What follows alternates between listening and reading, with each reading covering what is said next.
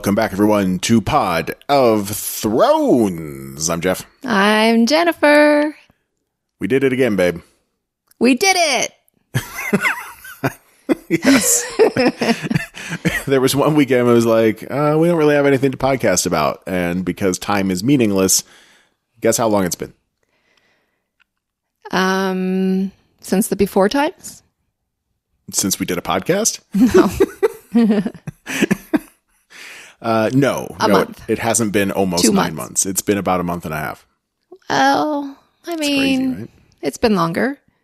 Maybe. We have had a couple longer breaks here and there, like, you know, when a season of Game of Thrones was over and we were just exhausted, or the last season. Actually, we took a long break after the last season of Game of Thrones.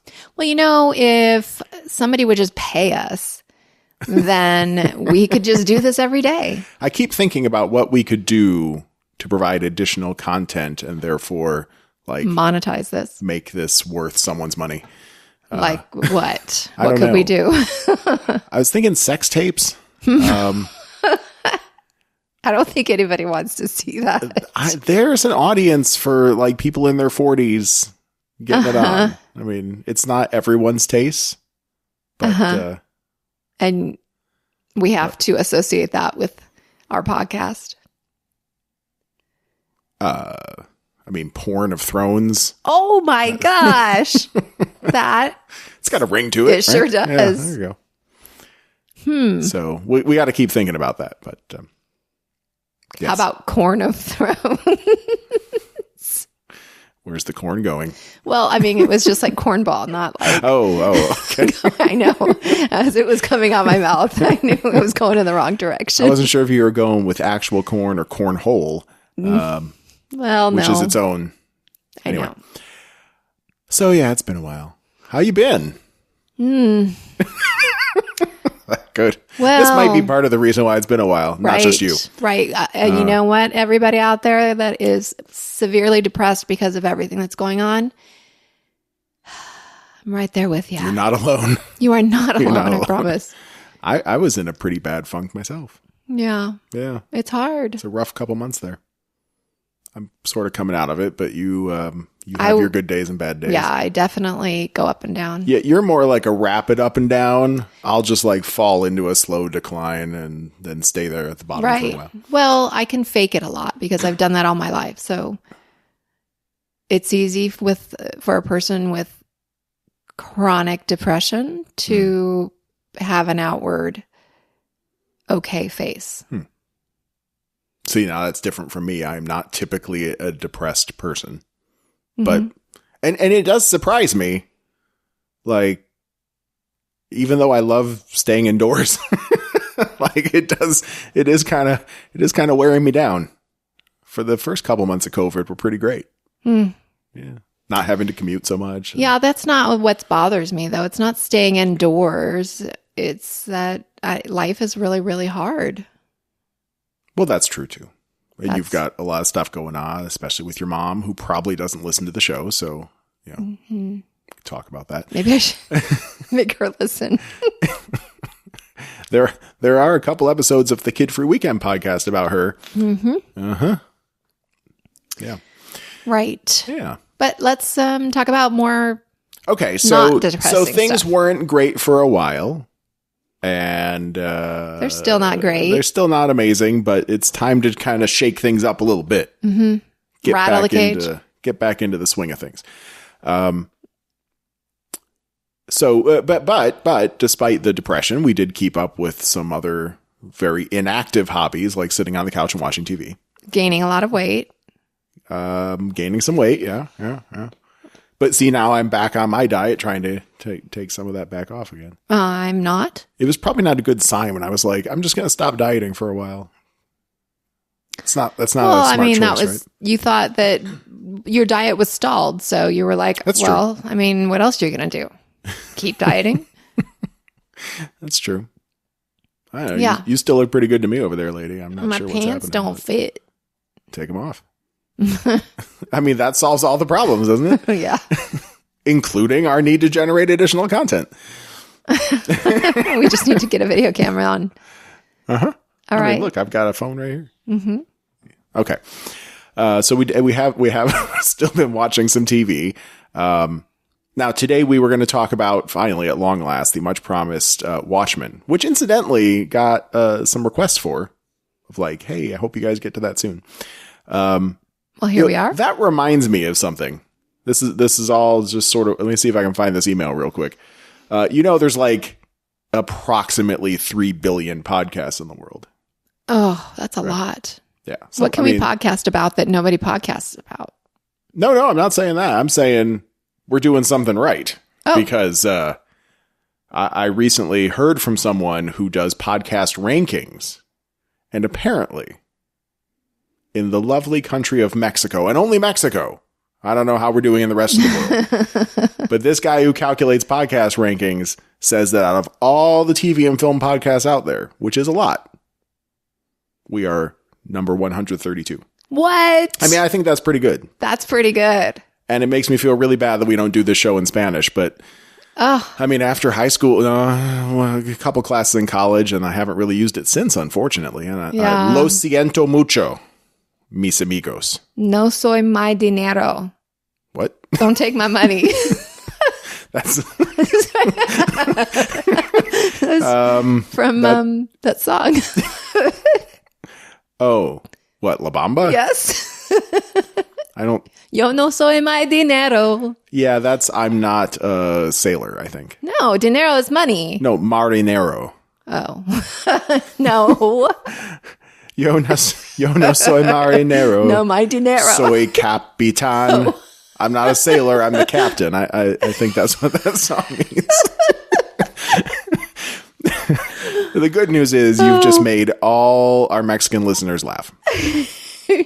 Okay, now. Yeah. So shout out to Mexico. We love you even if we don't speak your language. And weirdly, they speak ours. I mean, that's because this is America. We've only really talked to Arthur, but I think he speaks better English than I do. It's weird. Wow. Americans just suck. We're just so... I would love to learn. We're just ignorant. Well, what? I don't want to call myself ignorant, but... Well, how many languages do you speak? One. Right.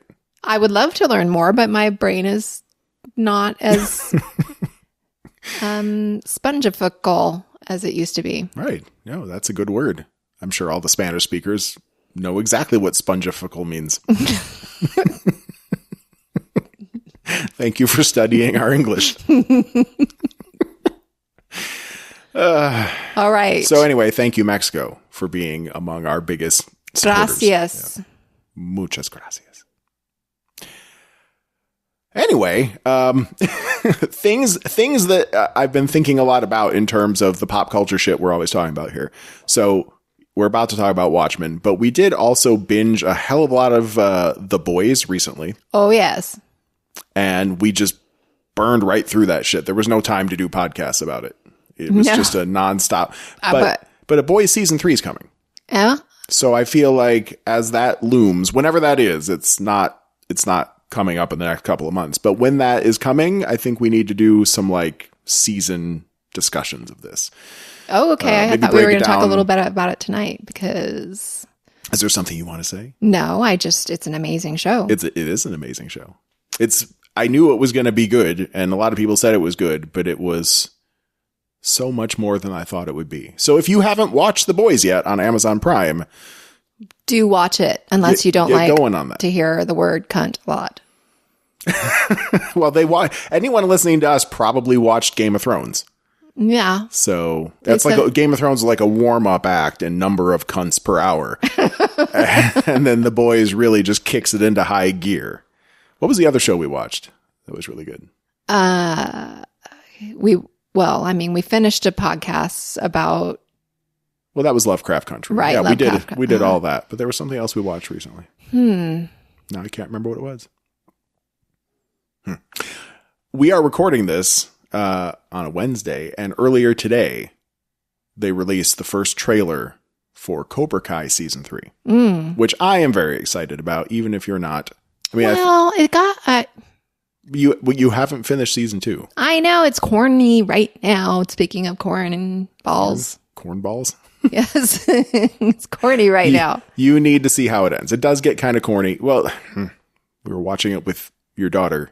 and then she kind of gave up on it, and that makes me very sad. My completionist, that part of me has a very hard time just not finishing that with her. It hurts me a little bit, like my soul cries out, knowing that it's incomplete. Yeah, I know. But you can't push these things on people. I'm not pushing anything. But there was something else we watched, and now I can't remember what it was. Darn it. Oh, well. Maybe it'll come to us. It'll come. Something else we watched that we should probably talk a little bit about someday. But anyway, for now, we're going to talk about Watchmen, which, as far as I know, is going to be just the one season. And the reason that this was on our list of something we absolutely have to talk about is that, or at least for me, I mean, it's nerdy, superhero, all that kind of stuff. But the one thing that I kept hearing about it was that the show kicks off with a depiction of the Tulsa Massacre, which, of course, was something we covered in depth when we talked about Lovecraft Country. Smelled like Tulsa. That's right. I kept waiting for him to say that again in that show. Yeah, he never came back to it. Mm-mm. So just the real quick summary, since we're about to talk about this happening on screen. The Tulsa Massacre, as a reminder, or if you didn't listen to our Lovecraft Country episodes, happened in 1921. Tulsa was a prosperous city growing by leaps and bounds, and that included a very well-off black community with a business district so well-off it was sometimes referred to as Black Wall Street. But then one day, in an elevator in an office building, a black teenager did something that made a white elevator operator lady scream, and then he ran. Well, she had no right working that elevator up just because she was a woman. Okay. I don't know. Wait, what? I mean, I'm surprised that women shouldn't I didn't realize elevators? that she was operating the elevator. I just thought she was a passenger. No, she was employed as an elevator operator. But we don't know what happened. She screamed, and then that guy ran away, but then the cops found him and arrested him. And of course, the black community was afraid he was going to be lynched because he probably was. That's what happened back then. Remember Emmett Till? Like, this is a common thing, right? You get your hands on the guy, and then for whatever quote-unquote crime he committed, you kill him before any true justice could possibly be figured out. So there was a mob of white people outside the jail house, whatever it's called. And then some black people showed up, and they had weapons. Then more white people came, and some of them had weapons. And next thing you know, it's this horrible armed standoff. And there was some shooting, but then everybody split up and kind of went home. But that led to, very rapidly, the destruction of Greenwood, which was the predominantly black district in Tulsa, or maybe all black district in Tulsa. And it wasn't just, it was murder, and it was destruction, burning everything down, houses, businesses. And of course, also during this riot, the businesses were looted. That can happen. It really does just ring in my head compared to all the stuff we see today, where people are complaining about looting that hasn't really happened, or very, very little of it. And the accusations that come around that, like, white people have done way worse when they felt slighted. So just know some history, goddammit. Right. Well, I mean, white people have done a very good job at hiding that history. That is true. That is very true. So that's why a lot of people are ignorant, because America likes to hide their evilness. Yeah. Yep. That you can't say it better than that. It is absolutely true. We've hidden a lot of our history. I had no idea. Up until college. Right. Yep. I mean, I learned about some shit in grade school and middle school, high school, and all that, but nothing about the Tulsa Massacre. No. Not even. And that's I didn't even hear about that in college.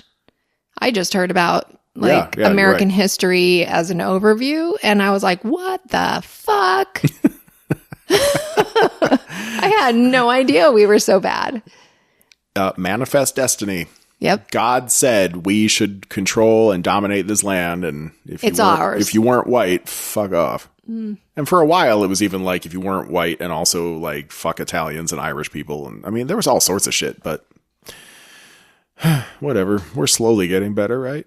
Well, we're trying. Oh, there was an election since last we talked. Holy moly, yes. That's a thing. And we might have a Democratic president. Well, we are. We do, but we might. All the states have certified the election. The Supreme Court rejected the Trump campaign's request to have the Pennsylvania results reviewed. So that should pretty much seal the deal. I just saw something on the news, my news feed, saying that 17 states have said they would back Trump's, it was on CNBC. Trump's what? Trump's repeal or something like that. Back him if he... I don't know. Just refused to leave the White House? It's ridiculous that people are even still talking about it. Well, it is legitimately an attempted coup, and we should never forget that. He's trying to undemocratically take over the government, and it doesn't appear that there will be a consequence for that. I hope, maybe, but I don't have a lot of hope because that's not really what Joe Biden's about, and the people he's putting in his cabinet are not really about. It's not an ideal situation, but it is better than Trump. So we got that going for us. Right. Yep. Hopefully we can... I haven't quite yet felt the weight lift, but hopefully it will soon lift. Some. Hopefully. Well, we're 1 month away from inauguration. I feel like I have a big fat Trump sitting right on my chest. Ooh. I know. That's some weight you could shed. I would encourage you shedding that weight. Me too. Preferably while your clothes are on, because I don't want him sitting on me naked. He doesn't deserve to sit on you naked. Hopefully his clothes are on too. Ugh. Yuck. All right. Anyway, let's talk about The Watchmen. Hooray, democracy. So we're going to talk about The Watchmen, season 1, episode 1. The title of which was "It's Summer and We're Running Out of Ice," which is a line that I really should have known because I did Oklahoma in high school. I was in the pit orchestra, not a main star, but I knew that music like the back of my hand for a while. So shame on me. But it did all click together at the very end. And I was like, fuck, that's right. At the very end of the episode. Okay, but that's not where we're starting. We're starting in Tulsa, 1921. Go figure. Where a little boy is watching a Western movie, and that Western movie just happens to have a black hero. Marshall. The Black Marshal of Oklahoma, Bass Reeves. I didn't look up to see if that's a real character, but I don't think it is. That silent film looked a little too good.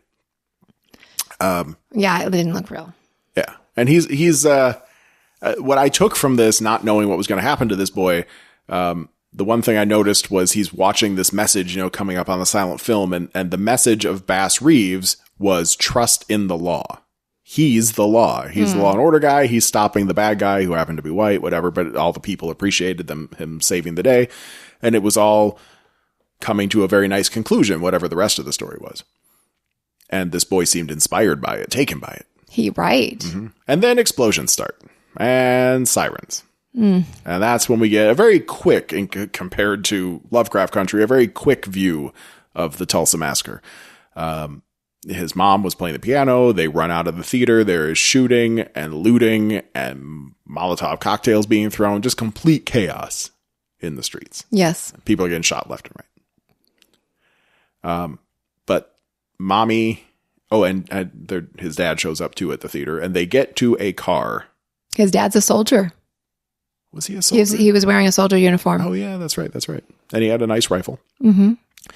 But they get to a car that's going to get out of there, but there's no room for them, only room for the kid. No. I know. We'll be right behind you, baby. Mm-hmm. We've seen enough movies to know how that's going to go. Right. Oh, my gosh, my heart was breaking. No.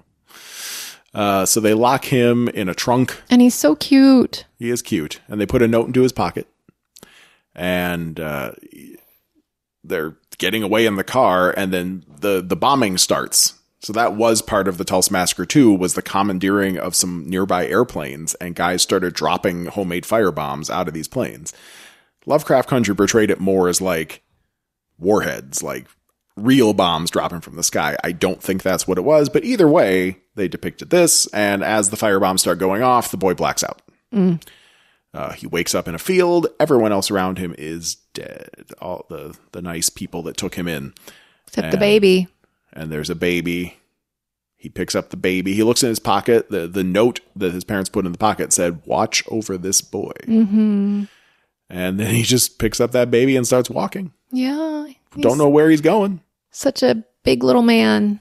Yep. Strong, I guess. Yeah. Babies are heavy after a while. Right. And he was only tiny. like 6, 7 years old. Baby's maybe. like half his size. Right. So maybe that's important. Maybe it's important that he is kind of strong. Okay. And then we're done with the Tulsa Race Massacre, and we're in the present day, or something close to the present day. Things seem very high tech, but they don't really tell us how many years it's been. So we get some dude gets pulled over by the Tulsa police, and when we see the cop come up to the car, he has a yellow gaiter on, a term I have learned thanks to COVID-19. the piece of cloth that pulls up over your face is just called a gaiter. I thought at first it was just kind of like I don't know.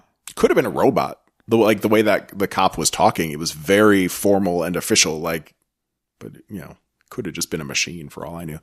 But it was a face covering. You don't get to see the cops' faces in the future. That's interesting. Can we just talk about how that's already basically been happening? Fuck. I mean, the Portland uprising was marked by the fact that cops were being permitted to cover up their badge and all identifying information. Well, I mean, now we know why. And that was like not official. Like the mayor didn't say do that, but it was basically okay to do. Just what the whole department was doing. It wasn't just a couple cops that were putting duct tape over their badges. They were all covering up their information, but they had to wear some identifying information. So they were wearing an employee ID number that was not searchable in any public database. Yeah, it's really fucked up. Anyway, so in this future, the cops don't have to show their faces either.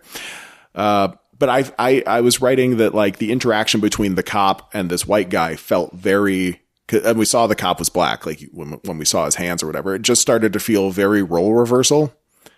Right. Like the white guy was keeping his hands up and not making any sudden movements. You know that he was doing something bad because he just, What? Did he look shady to you? He looked shady to me. That's profiling. I know, but he did. You're profiling white guys. Yeah. Well, we don't know why the cop felt he should pull him over, but the cop the guy has to get his registration out, and there's this piece of just really dirty grimy cloth, looking right? cloth. Yeah, it doesn't look like anything to me. Like an oil, he wiped his hands on a rag from oil. But the cop goes back to his car and calls in for weapons authorization. Another interesting possible view of the future, which I feel like what we're seeing there is what some I don't know, some piece of shit like Ben Shapiro or Sean Hannity or something would take like that clip and be like, this is the future liberals want. Cops can't defend themselves anymore. Right. Yeah. So the guy uses a term, he said he saw cavalry contraband and specified it was a Rorschach mask. So immediately I'm like, oh, is that what that dirty rag was? Did you catch what that meant? I don't know what a Rorschach mask is. Okay, so this goes back to the Watchmen movie or comic book. We watched the movie together a few months ago. Maybe more than a few months ago. Time is meaningless. I don't know. But we watched it a while ago, and Rorschach was the guy in the trench coat with the really scratchy voice. Oh, yeah. And his face changing thing. Right. His mask would change all the time. Oh. To be different, like ink blot looking symbols. It's really like it's after him. It's definitely after him. And again, we don't have a time frame for this, but the comic book / movie takes place, I think, in the 80s. But like Nixon is still president, I think. I don't know. It's a very different like alternate timeline Nixon was for president? America. It might have been Reagan, but Nixon was a great figure. Like he was a revered figure in that timeline. Yeah. As we saw, there's a flash of him being on Mount Rushmore at one point during this episode. Oh, yeah. Yeah. So a Rorschach mask, we still don't know what the hell's going on. But this guy, the cop can't draw his gun until someone buzzes it out. Has to like push a button. So he has to justify it. He has to answer a bunch of questions about why he wants his weapon. And by the time he gets that gun released, sure enough, the person he pulled over was a bad dude and had pulled out a automatic rifle and shot up the car. Right. And all that poor man had was a pistol. He would have lost anyway. Well, probably. I mean, it only takes one good shot to take someone out at close range. Right. But if he had had it at its side to begin with, nothing would have happened. But right. So that doesn't speak well of the cops in this situation, I guess. Like, they've been neutered. It doesn't speak well of something, the government, Right. I suppose, that they've neutered the cops to the point where they can't defend themselves. well, I mean, But what led up to that? What led up to that? Yeah. Oregon? What? I don't know. Portland? Well, but that's the thing, is that what's happening in places where our protests have been going on, some have described them as police riots. It's not the people that were rioting. It was the cops looking for an excuse to start busting skulls open. Who knows? Which didn't require guns. The cops, I don't think, shot anybody with real bullets during these protests, or maybe just very few people, a couple people here and there. But mostly it was nightsticks and rubber bullets and a lot of tear gas. Yeah. So much tear gas. But just a lot of physical punishment to the protesters. Well, we don't know. We weren't there. Let's continue about the A lot Watchmen. of video footage, lady. I know, Just but saying. you don't see all of it. You don't see what led to that point. All you see is that point. You can't take one point in time and determine what had happened to get to that level of escalation. Yeah. Okay, so that guy, you'd think he's probably dead. Turns out he's not, but whatever. So we cut to a black production of Oklahoma. Have you ever seen that show? No. No? Mm-mm. I wonder if you'd like it. We should just watch it sometime. One of your kids is really into musical theater. Maybe that would be a good excuse to just have a family movie night of Oklahoma. It's got some very recognizable music. Oh, What a Beautiful Morning. That's like the opening, like the first thing you see in Oklahoma after the overture is the cowboy. Is it good? Oh, what a beautiful morning. You know that song? Yeah. What a beautiful day. It's an okay musical, I guess. Or an okay play. It's not my favorite. It's about a cowboy. Oh, Surrey with a Fringe on Top? Made very, very famous by When Harry Met Sally in that karaoke scene. Oh, right. That's from Oklahoma. Yes. So, we have a black cast of Oklahoma, and Don Johnson is there. I know. Now, he winds up getting a name. I think it's Crawford. Yeah. Judd Crawford. Huh. But we don't actually hear that in the show until right at the very end, I think. Somewhere in the last, 10 minutes of this hour-long episode, they finally say his name out loud. But we did get Crawford out of the subtitles a couple times. Anyway, so it's Don Johnson, former Miami Vice dude, and probably known for a couple other things, but mostly that. Don Johnson's there, and a masked cop with the gator on comes and talks to him, and then we go to the hospital. The cop is still alive. Was this the guy with the silver mask? Not in the theater, but as soon as we get to the hospital, there's a masked detective in this shiny silver mask. I want that. And we learn his name is Wade. And in the subtitles late in the episode, he had a different name that was something to do with reflections, but I can't remember what that is off the top of my head. But his name is, but he can pull up his mask in front of Don Johnson, and when they're in the room, but they have to keep these masks on everywhere else, I guess. So they're running background checks on everyone who could possibly have seen, in the hospital, who saw this very injured cop's face. And they keep talking about cavalry, Kavalry, cavalry with a K. The K thing kind of bothers me. Right. I mean, K's, KKK. Okay. Okay. But the cop's alive. That's the important part. Don Johnson, Crawford, he goes to the cop's house to talk to his wife. And there's where we learn that it's a strict no-no to tell anyone that you're a cop. Right. The wife gets to know. But she had to make up a cover story for all her friends that he's going to night school or something. Mm-hmm. To be an engineer. Yeah. So cops can't show their faces.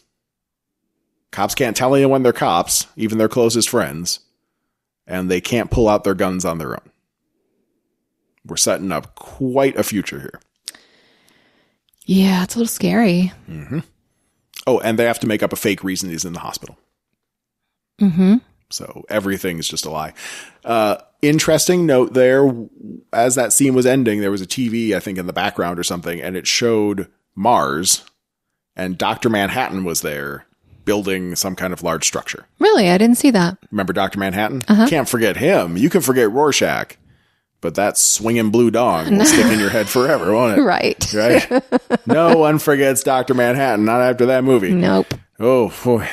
That was someone's job to animate the dong, a swinging blue dong, and it probably cost like $1 million to do from start to finish. Just the penis. I wonder what it said in the credits. Dong animator.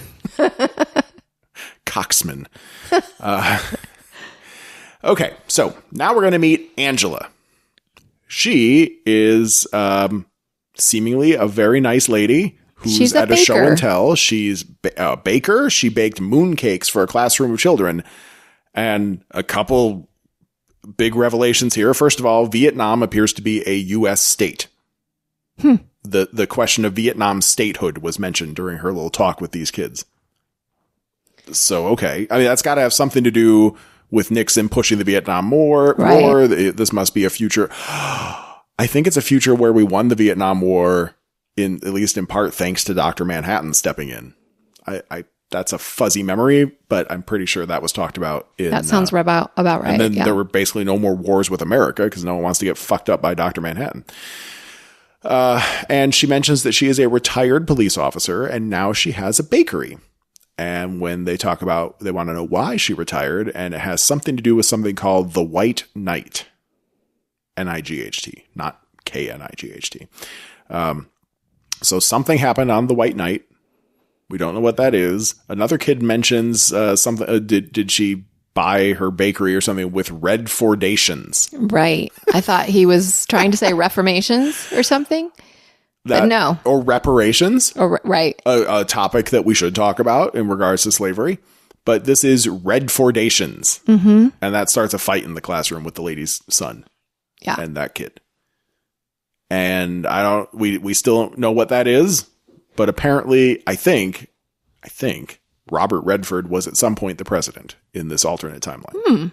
I think that's what we were supposed to get out of that. Really? I think.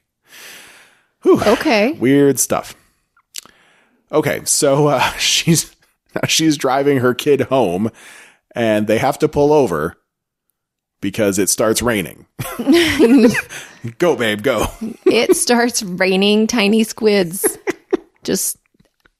It's like the locust thing, but with squids instead, and they're everywhere.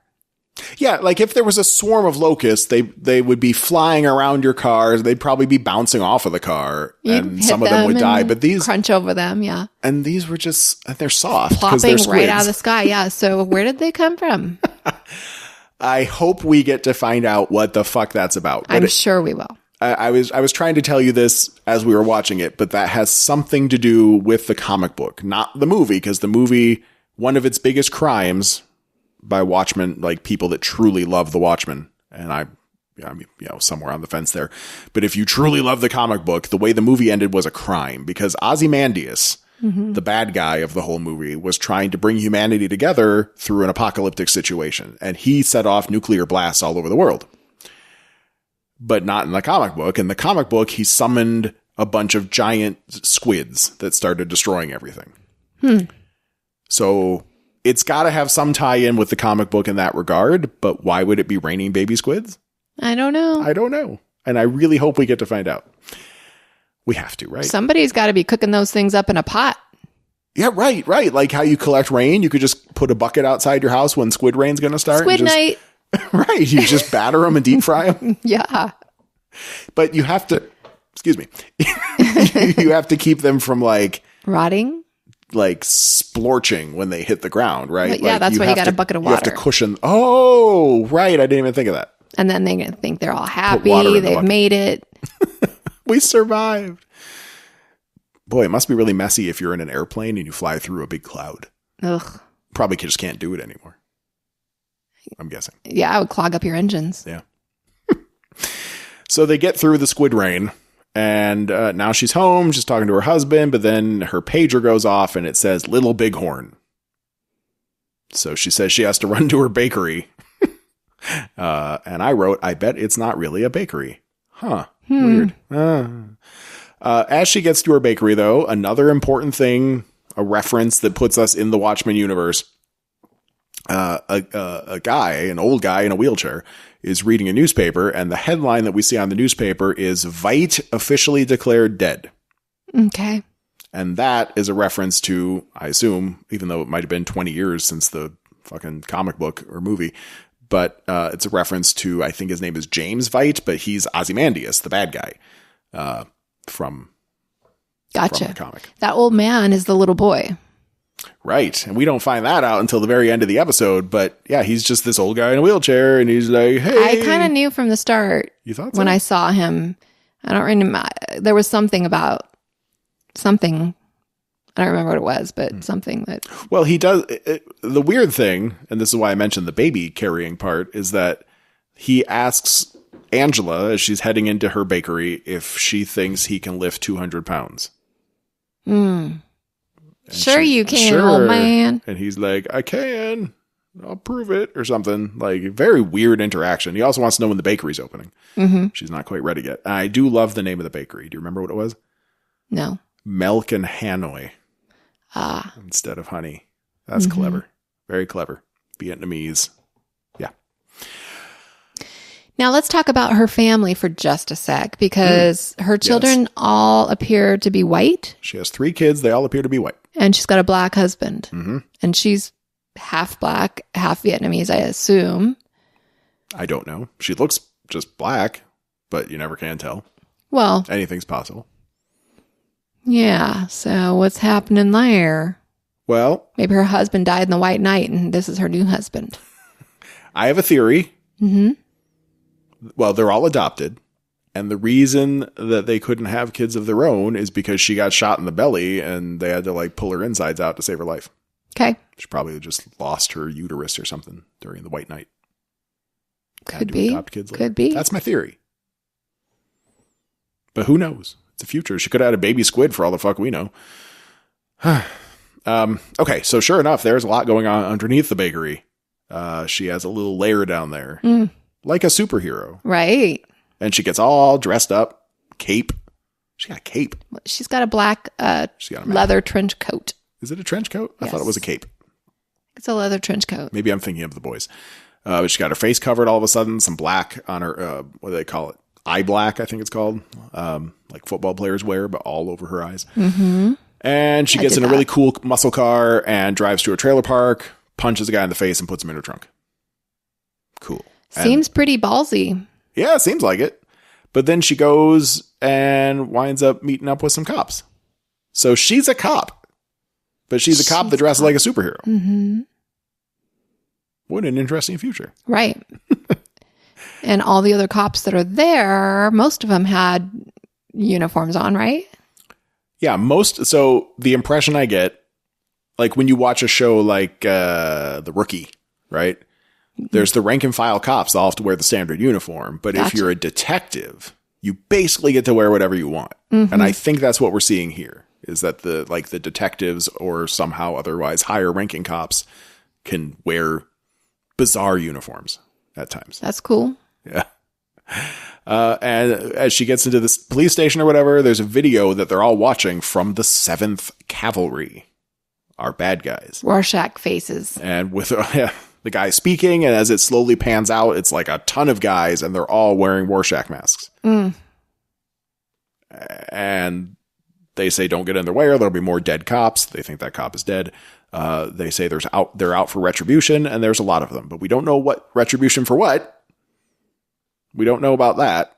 And then they keep saying tick-tock, tick-tock. Tick-tock. Very creepy. Right. Yeah. But we don't know anything about them.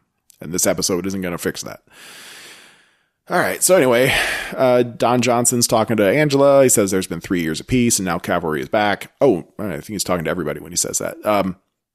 And this guy named Panda, he's the rules guy. Oh my God, Panda. And he's literally wearing a panda head. But they call him Panda. So it's a good combination. I guess that works. And it's dirty. Like it looks like something out of like a Fallout apocalypse kind of thing. You can't throw it in the washer. No, it wouldn't fit for sure. No. It would definitely destroy your washing machine. But just get a new one. Well, hey, you could still do like a surface wash. I don't know. Stick it out the window when you're going through the car wash. And we see like all these other cops. Like there's one named Red. I can't remember what his mask was. Probably Red. There's the shiny face guy. There's, the red guy the guy named Red was wearing all red.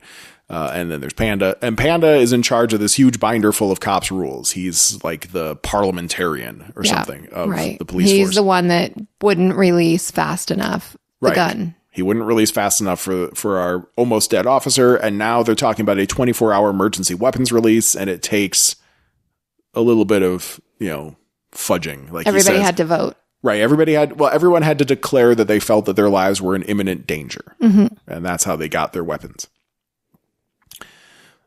Okay. So, Angela sitting in Don Johnson's office. She says she has a guy in her trunk. She thinks he's 7th K and they'll put him in the pod. So we see the pod. It is an egg. It's like something Mork from Ork might have flown around the universe in, if you're old enough to know that It's like my yoga pagoda that I wanted to create. Is that supposed to be an individualized pod?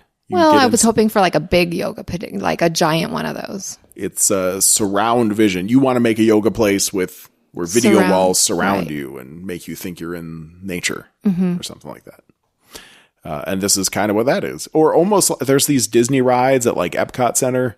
Have you been there? Yep. Well, yes, I have been there. But it's also like the one at Disneyland where you fly.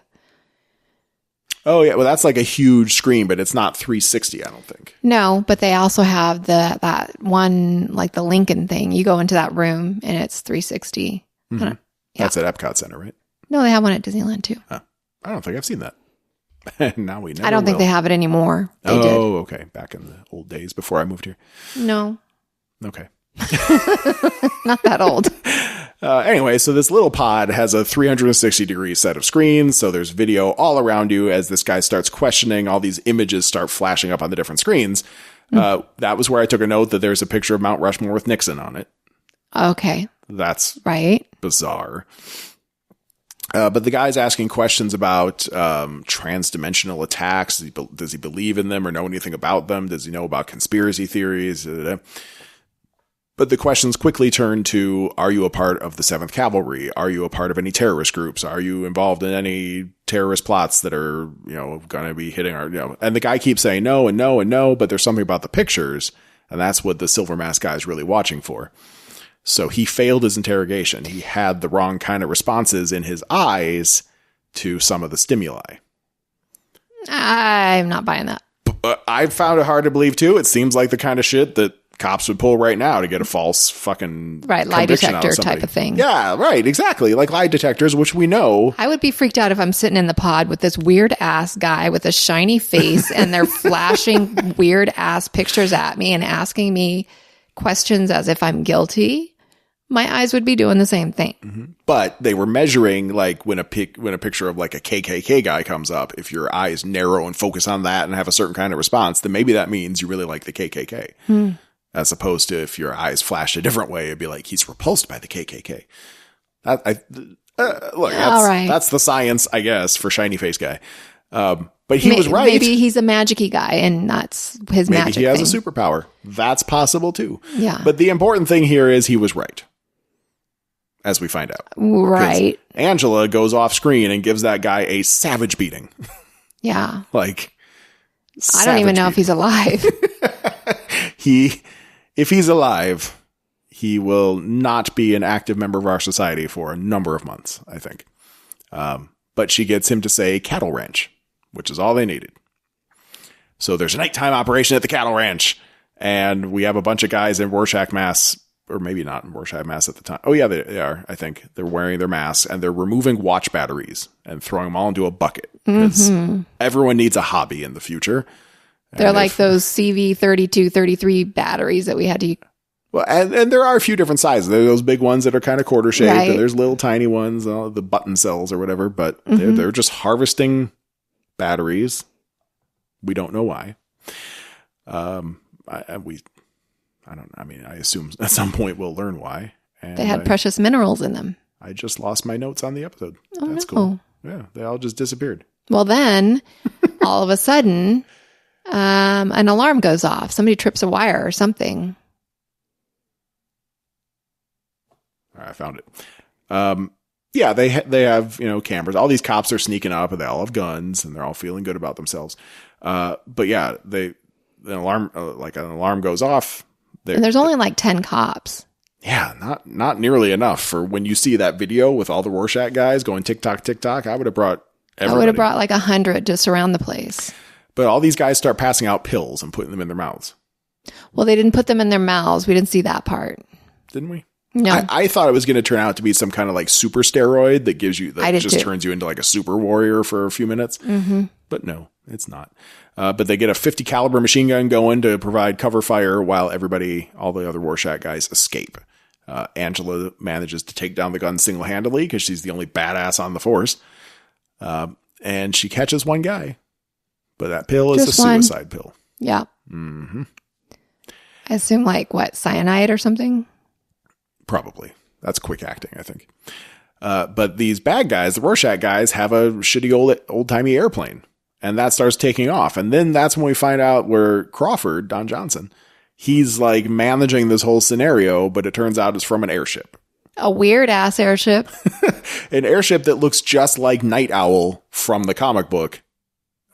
He had an airship just like that with these two big windows in the front. And it looked like owl eyes. Remind me of Pookie. Oh, God. Puka. Puka. Oh, God. That is a movie. There's a second one. There's a sequel. Oh, my gosh. Puka Lives, I think it's called. Ugh.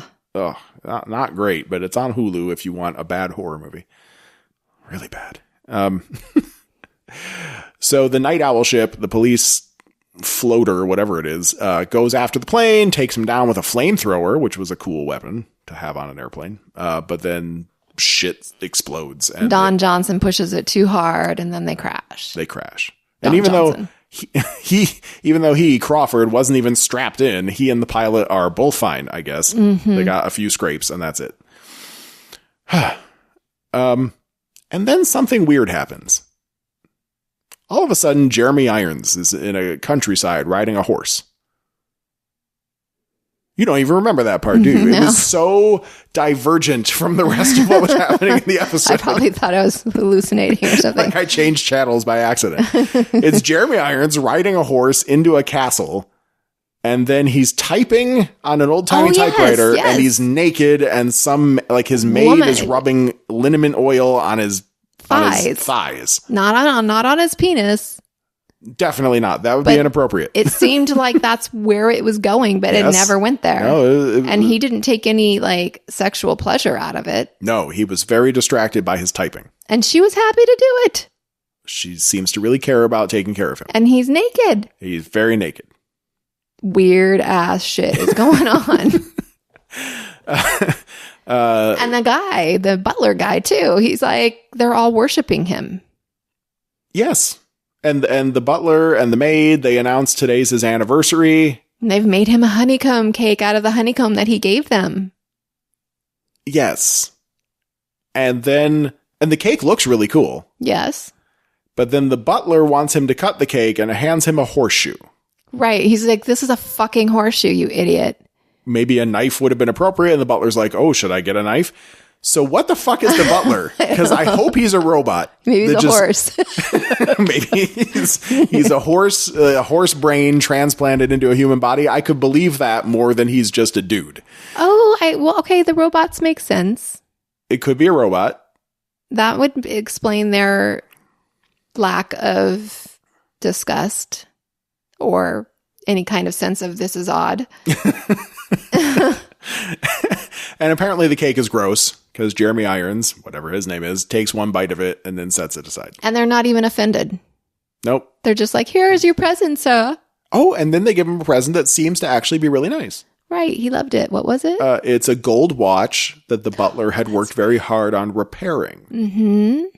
So that was meaningful to Jeremy Irons. Yeah, he almost got verklempt. Yeah. I think he did get verklempt. He didn't really break down in tears, but I think he was definitely a little verklempt. Yeah. Yeah. And then he announces that he's writing a tragedy. The maid and the butler will play the main roles, and the tragedy is called The Watchmaker's Son. And they seem so excited. They're very excited. And also, what the fuck is going on? The only connection I can make is that there's a watch and TikTok and watch batteries, but I don't even think that follows, because that kind of watch, I think you wind it up. I don't think you put a battery in it anyway, but what the fuck? I don't know. Maybe his name is Mr. Watchman. And I don't know where that fits in really, but. Okay. Fuck. It's just so weird. It really was like a completely different show. If we were hallucinating, write us, Jeff at potofthrones.com or Jennifer at potofthrones.com. Just tell us. We didn't take any drugs or do any drinking last night. We don't want to know any spoilers. I don't even want to know Jeremy Irons' name, because I'm sure we'll find out, and there's a good reason they haven't told us yet. But if we were hallucinating or watching the wrong show, that part I would like to know. Okay? No spoilers. One time when I was young, I was watching like, I don't know, Three's Company or something normal. Woo! I love that show. And then all of a sudden, it was really late at night. All of a sudden, porno pops in. Ooh. For just like a minute. And then it went, and then it was gone. You spent the rest of your life maybe this is what happened for it. Like someone hacked your television signal. That was a thing back in the 80s. It happened a few times, usually for a better reason. But actually, no, that's not even true. Broadcasting a minute of porno, I feel like I've heard of that happening a couple times. Like once during like a presidential debate or a convention or something, like someone hacked into the TV signal and displayed some porn. Oh, that would have been so awesome this year. And there were a couple instances of Max Headroom. Like it was a weird dude in a Max Headroom mask, like a rubber mask, like just spouting crazy shit over the television signal. Wow. We should see if we can find some of that. I think that stuff's on YouTube, but that sounds like maybe just one of your neighbors in whatever fucking little town you were. They just hacked the signal just to do it. Maybe this is what happened with Jeremy Irons. Meth or something. Okay. So now we're back to the real show. And everything's great now. It's dinner time. Laughing. Yeah. Don Johnson's there. Right. Judd Crawford and his family, his wife. I guess it's just his wife. And then Angela, the cop, and her husband. I don't think he got a name. And their 3 kids. They're all having dinner. Laughing. They're having a great time. This is where someone mentioned something about President Redford, just in the middle of a sentence, just a passing reference to President Redford. I assume it had to be Robert Redford, right? Like who knows? In the same vein as Redfords. Ronald Reagan was president, why not Robert Redford? He probably would have made a better president. Judd excuses himself at one point. I think go snort some coke. Yeah. He comes back and he's got a little powder on his nose that Angela's like, hey, guy, dumbass. Signaling to him to get that off. But they start talking about the watch batteries. I think that was their own conversation after dinner. But they were talking about the watch batteries. They were the ones that were being harvested were made with a synthetic lithium that causes cancer. So nothing related to what we've got right now in our world. We don't have synthetic lithium, but we certainly do have companies that can give people cancer. And the best speculation they could make was maybe these guys are going to make some kind of cancer bomb. I don't know. But anyway, they're just talking about the batteries. Yeah. The fallen cop gets a name. His name is Charlie Sutton. He has just woken up at the hospital. Judd's going to go over there and see him. So she doesn't want him to drive, but yet like an asshole man, he gets in the car alone and it's drives. Just a little Coke, lady. Right. I'll be fine. Coke and wine. I'll be fine. A couple beers. No, he said, I'm going to have one of the boys drive me. Yet he got in the truck. He did say that. You're right. He just lied straight to her face because then he drove himself. Yep. You're fucking right. What an asshole. And he rolls over a spike strip. It's Don Johnson for you. Now, those spike strips are something cops carry for when they need to stop a high-speed chase, right? Yeah. So they'll drag it across the road and then your tires blow out and then it's very hard to drive. What? He's just like nonchalantly looking at it as if, yeah, I'd be freaking out by that point. Pull your gun. Well, maybe he doesn't have a gun. Fuck, who knows? Yeah, no, he should have a gun because he was probably coming off the coke and he was just like overly mellow at that point. I don't think that's the way coke works. I don't know. I've never done it. Have you? Maybe. That's not interesting enough for you to know, like, I cannot each confirm individual nor drug deny. you've ever taken. Okay, cool. It was when you were young. We all know that. You're clean now. Of course. It's okay.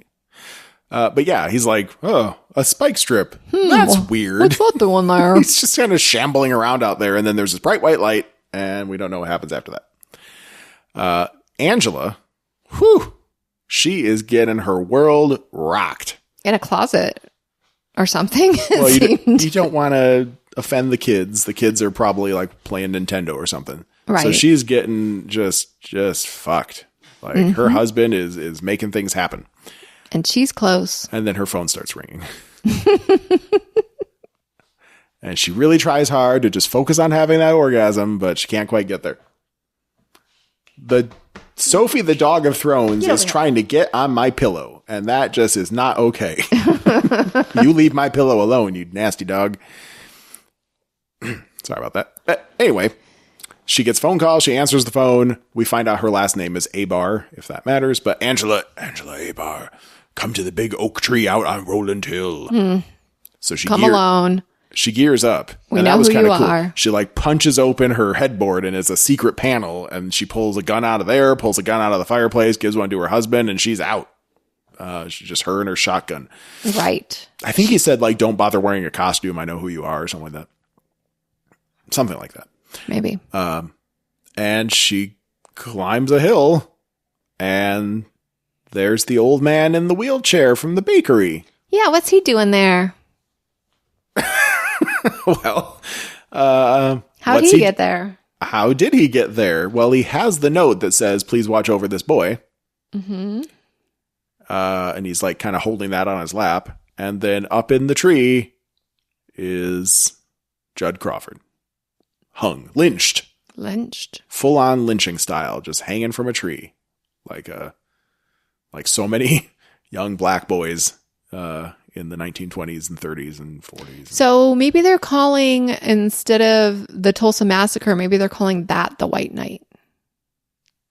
No, because Angela was shot on the White Night, and that was like 70 years ago. Because now he's an old man. That's true. Right? Yeah, he's super old now. And in a wheelchair. And that's the really interesting part is it. So the implication is that this guy hung Judd Crawford. No, I didn't believe that. How do you do that from a wheelchair? He didn't do that. The Reformation guys did that, or the Rorschach guys did that. The cavalry. Mm-hmm. But he must be working with them then, right? No. Well, why is he there? I don't know. Why would he still be there? He's just waiting in his wheelchair for... Well, exactly. Oh, but he can also lift 200 pounds. Right. That had to mean something. Because Judd Crawford probably weighed about 200 pounds. Because he wasn't fat like some of us. Well, he was probably 170. Oh, shut up. He's not very tall. I think the implication is that he's involved in the hanging one way or another. But why would he wait there? But that whole... To get caught. That is a very good question. I think we're going to have to watch episode 2. You think? I think we might. I'd like to think that there will be an explanation. And I would also like to think that even though Angela is now mourning what appears to be her best friend, on the force at least. Kind of. Maybe it's her ex-husband. The father of her kids? Yeah. That'd be dark. Like, what's real husband's take on all that? All my children are white. It's weird.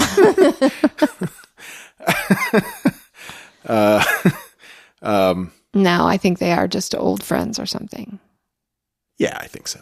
But in all of her mourning, it's hard to imagine that she would take this old guy and give him the same kind of savage beating. Right. That she gave that young guy before. Yeah, she's not going to do that. I don't think she'll do that. But it will be interesting to find out what his deal is. What's his story? I have a feeling that he's going to tell quite a story about Don Johnson. I think we're going to have some serious flashbacks. I think we're going to find out that Judd Crawford had a dark side. Mm-hmm. And fuck, as soon as you remember, as soon they were talking about Black Oklahoma.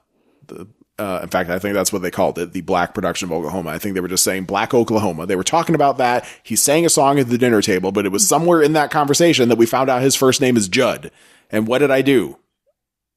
You don't remember because you don't know Oklahoma. But I started singing while we were watching the show, Poor Judd is Dead. Oh, yeah. Oh, Judd is dead. Oh, Judd Fry is dead. I remember that from fucking high school. Nose. And sure enough, that's what they were playing at the end of the episode. It was all leading up to that. They wanted to call a character Judd in Oklahoma so that they could do an Oklahoma Judd Fry is dead thing at the end of the episode. And that was where that line, it's summer and we're running out of ice. That's from that song. Yeah. I almost had it. I almost nailed it. I was very close.